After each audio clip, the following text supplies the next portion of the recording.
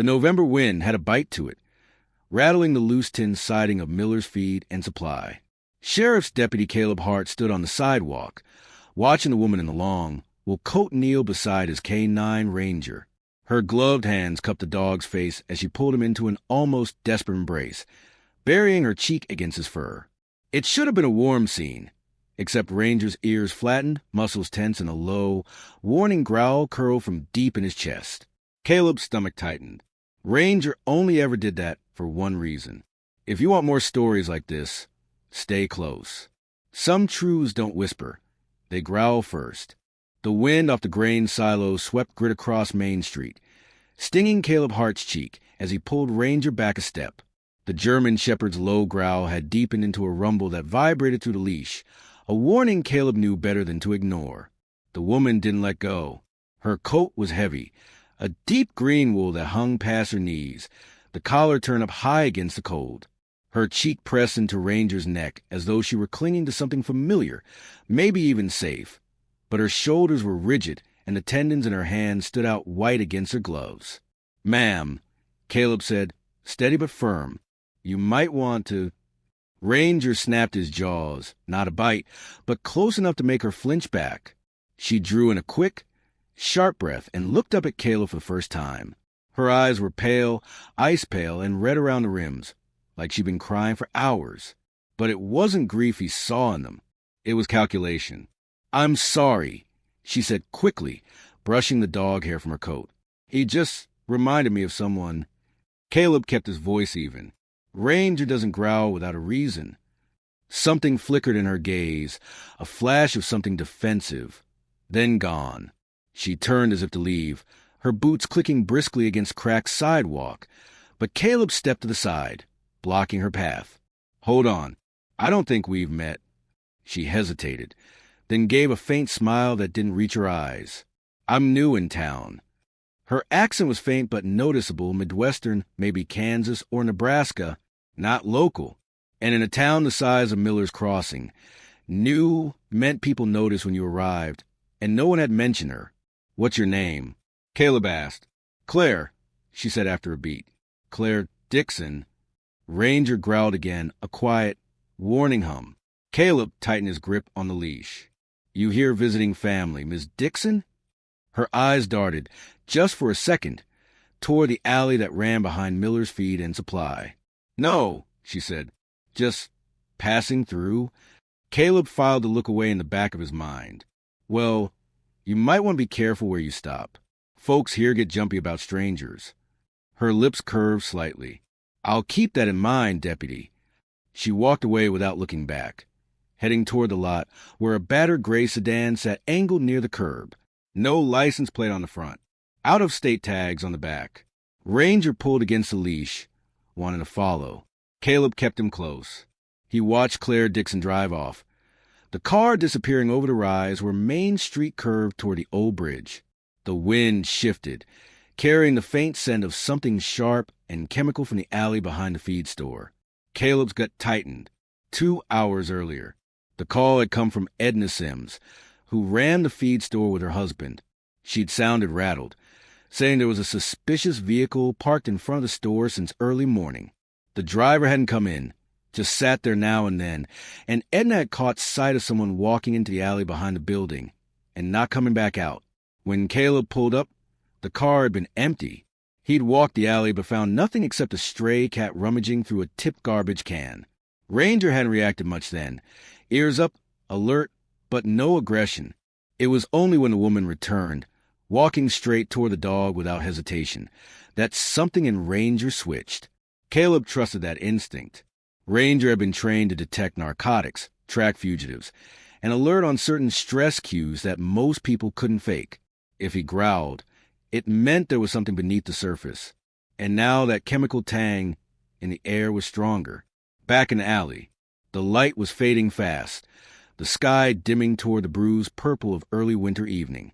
Caleb walked Ranger behind the feed store again, boots crunching over salt scattered to melt the morning frost. The alley was narrow, lined with dumpsters and old pallets stacked against the walls. He stopped near the back door, where a metal latch hung loose. Edna would never leave it like that. Ranger, check. Caleb said quietly. The shepherd padded forward, nose sweeping low, then rising as he caught something on the breeze. His tail went stiff, ears pricking toward the far end of the alley where an old wooden fence leaned inward. Ranger gave a sharp, low bark. Caleb moved slowly, scanning. He could feel the stillness, the kind of stillness where you know you're not alone. On the other side of the fence was the back lot of the defunct grain mill. The place had been shuttered for 6 years after a scaffolding collapse killed 2 men. It was a hollow, rotting shell of a building, half swallowed by weeds. Caleb found a gap in the fence and eased through, Ranger tight at his side. The air here was colder, heavy with dust and that same chemical note, sharper now. Inside the mill's shadow, something metallic glinted near the loading bay. Caleb moved closer, his hand near his sidearm.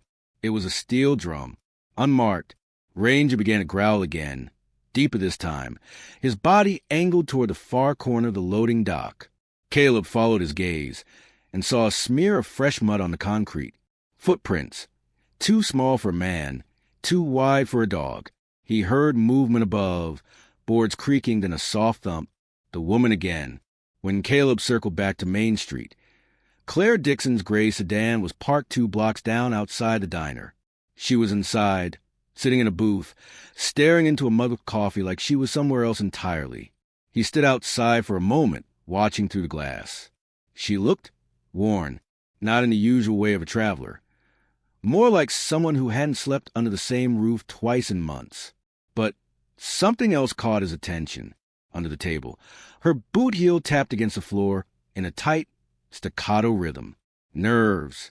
When she noticed him, she didn't flinch. She just smiled faintly, as though she'd been expecting him. "Deputy Hart," she said when he stepped inside. "Did you find what you were looking for?" "That depends," Caleb said, sliding into the opposite seat. "Were you in the alley behind the feed store earlier?" Her eyes met his, steady. "No." "Why?" Ranger, sitting beside Caleb, stared at her and let out one short, sharp growl. She didn't look at the dog. She kept her gaze on Caleb, her lips tightening slightly. "You think I'm trouble?" "I think Ranger thinks you are." She leaned in, her voice lowering. "Maybe your dog's right, but maybe trouble's not always what it seems." Caleb studied her, trying to read the weight behind her words. Ranger's growl had faded, but his eyes stayed locked on her. "Then maybe," Caleb said, "you should tell me why you're really here." Claire glanced toward the diner's front door, where the bell jingled as a man in a heavy coat stepped inside. Her body went still. The man didn't look at her, but Caleb noticed her shoulders tightening. "Because," she said softly, almost to herself, "he's not going to stop looking for me." Caleb followed her gaze toward the man, who now sat at the counter, back to them. And though Caleb didn't recognize him, something in the way Ranger's ears pricked made the deputy's stomach turn cold. The man at the counter ordered coffee in a voice low enough that Caleb couldn't catch the words over the hum of the diner. His coat was thick, the collar turned up high, his baseball cap pulled low so only the tip of his nose showed. Ranger sat on the linoleum floor, rigid, watching him. Caleb leaned across the booth toward Claire. "You know him?" Her eyes stayed fixed on her mug. "You could say that."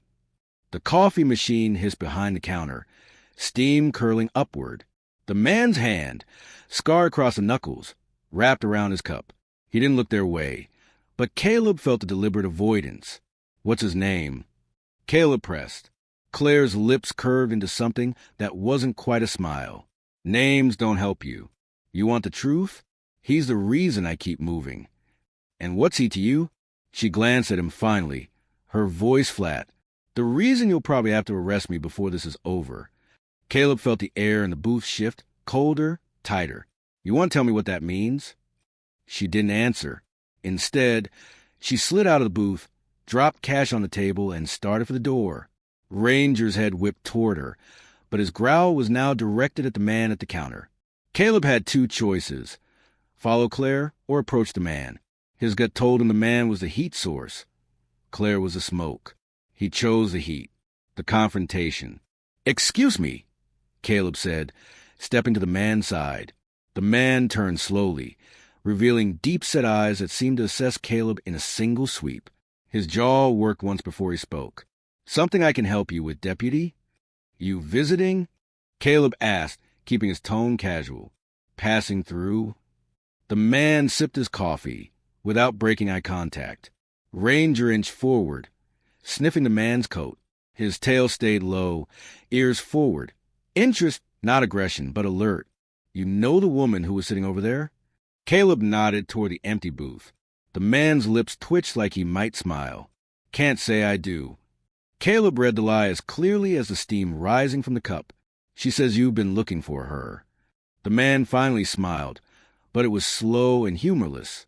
"You shouldn't believe everything you hear."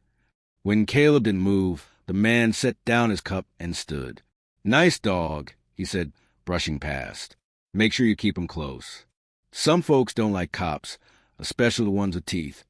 The bell over the diner door jingled as he left. Caleb stood there for a moment, watching the man cross the street and disappear into the dim light beyond the post office. Ranger whined once, almost impatiently, tracking Claire. By the time Caleb stepped outside, Claire was gone. Her sedan wasn't in sight, and there were no fresh tire tracks in the thin crust of frost along the curb. She'd either left on foot or parked somewhere out of sight. Caleb drove slowly through the side streets, Ranger's nose pressed to the cracked window. They passed the shuttered movie theater, the high school's empty parking lot, and finally the Old Baird Motel, the kind of place that charged cash only and didn't ask for ID. Claire's gray sedan sat 2 spaces from the office. The blinds in one of the rooms twitched as Caleb pulled up. Inside the motel room, she didn't look surprised when he knocked, just opened the door halfway, leaning against the frame. "Deputy Hart," she said. "Here to check my travel papers?" "You didn't say you were staying here." "You didn't ask." Caleb glanced past her shoulder. The room was dim, curtains drawn, the air thick with a faint scent of ammonia, too sharp to be from cleaning. "Who is he?" Caleb asked. Claire stepped back, gesturing him inside with a flick of her fingers. "You sure you want to know?" The carpet squished faintly under his boots, damp in spots. On the small table by the bed sat a stack of folded clothes, a duffel bag half unzipped, and beside it, a plastic grocery sack with what looked like gallon jugs of distilled water. She saw him notice. "Before you start thinking I'm running a meth lab, maybe you should know I'm trying to undo what he's done." "What's that supposed to mean?" Claire crossed her arms, leaning against the dresser. "He moves through towns like this looking for people no one's going to miss. I used to help him. Now I make sure he can't." Caleb stared at her. "You expect me to believe you were partners?" She didn't blink. "Not partners. He gave the orders. I carried them out. Until I didn't." Ranger's ears pricked at something outside. He moved to the window, nostrils flaring.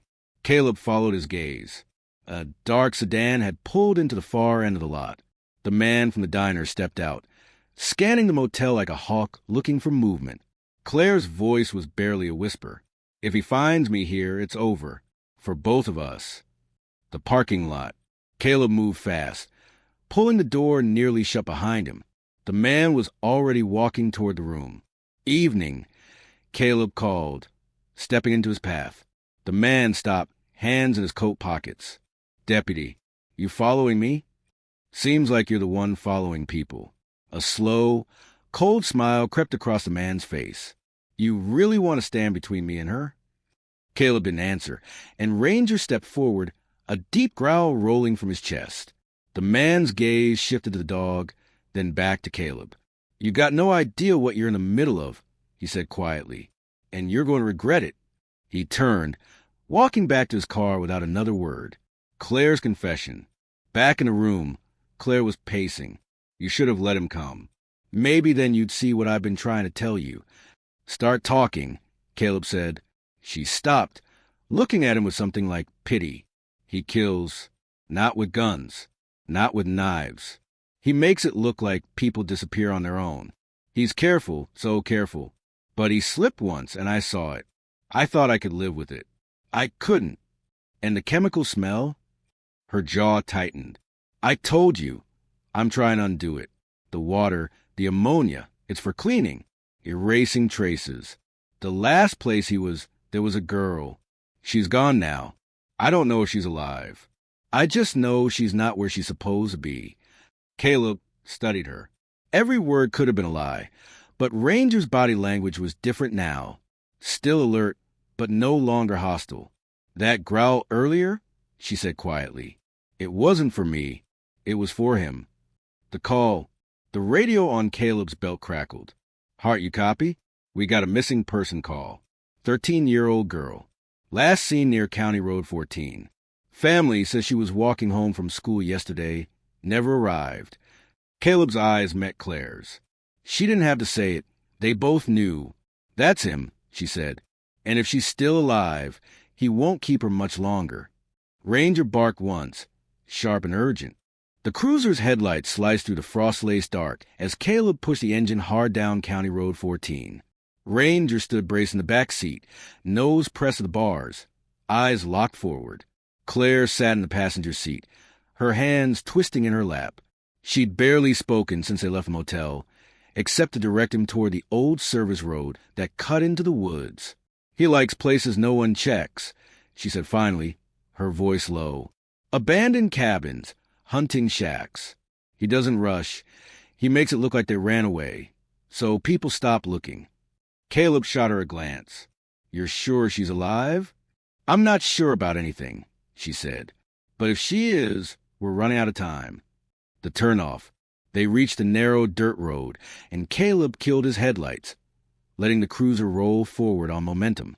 The wood swallowed them in seconds, thick pines pressing in, branches clawing at the roof. The only sound was the crunch of gravel under the tires. Ranger whined, then barked once, sharp and focused. His nose tracked toward a break in the trees to the right. That's it, Claire whispered. Caleb stopped the car, grabbed a flashlight, and let Ranger out. The dog pulled immediately toward the break, claws scrabbling at the frozen ground. The beam of the flashlight caught a trail, 2 sets of footprints in the frost. One larger, heavier, one smaller, dragging slightly at the toe. The cabin. It appeared like a shadow given shape. Weathered boards, sagging roofline, a single faint glow in the window. Caleb's chest tightened. That glow wasn't electric. It flickered. Candlelight. Ranger's growl was a low, vibrating hum now. Caleb drew his weapon and moved toward the porch. Claire stepped behind him. Inside, the smell hit first, sweet, chemical, and wrong. It tangled with the faint scent of damp wood and cold air. A shape moved in the corner. A man's silhouette. I told you not to follow me, the voice said. Calm, almost bored. Where is she? Caleb's voice was iron. The man stepped forward, candlelight catching his eyes. Gone, like they always are. Ranger, hold, Caleb commanded, but the shepherd was coiled tight, ready to strike. The man's gaze slid past Caleb to Claire. And you? Thought you could undo me? You're not cleaner. Claire, you're just slower. Claire's face was pale, but her voice was steady. Not this time. The girl. From somewhere behind the wall came a muffled sound, soft, frantic. Caleb moved instantly, kicking the door to a back room. The girl was there, tied to a chair, eyes wide with terror. She couldn't have been more than 13. A rag was stuffed in her mouth, her cheeks wet from tears. Ranger lunged past Caleb, planting himself between the girl and the doorway as Caleb cut the bindings. She clung to him instantly, sobbing into his shoulder. The standoff. When Caleb stepped back into the main room, the man was gone. The door banged against the wall, cold air flooding in. Caleb ran out into the dark, scanning the trees, but the night swallowed him whole. No footsteps, no sound. Claire stood in the doorway, arms wrapped around herself. He won't stop, she said quietly. He never does. Caleb holstered his weapon, jaw tight. Then we make him. The ride back. The girl sat wrapped in Caleb's jacket in the back of the cruiser. Ranger pressed protectively against her. She hadn't spoken a word. Claire stared out the window. You still think I'm the smoke? Caleb glanced at her. I think you've been standing in the fire too long. She gave a small, tired laugh. Maybe, but I'm still here. Aftermath. 2 days later, the The girl was home. The man was still out there. And Claire, she was packing her car in the motel lot. Caleb leaned against the cruiser, watching. You could stay. Testify. We could end this. She shook her head. If I stay, he'll come for me first. And I'm not ready to die. Ranger patted to her, pressing his head against her leg. This time, there was no growl, only a quiet, steady stillness. Claire crouched, running her fingers through his fur. You're the only one who knows for sure. Then she stood, met Caleb's eyes, and got in her car. The sedan rolled out of town, taillights fading into the dusk. Caleb stood in the cold until the last glow disappeared. Ranger sat at his side, watching the same empty road, the wind tugging at his fur. Some truths don't whisper, and some never stop growling.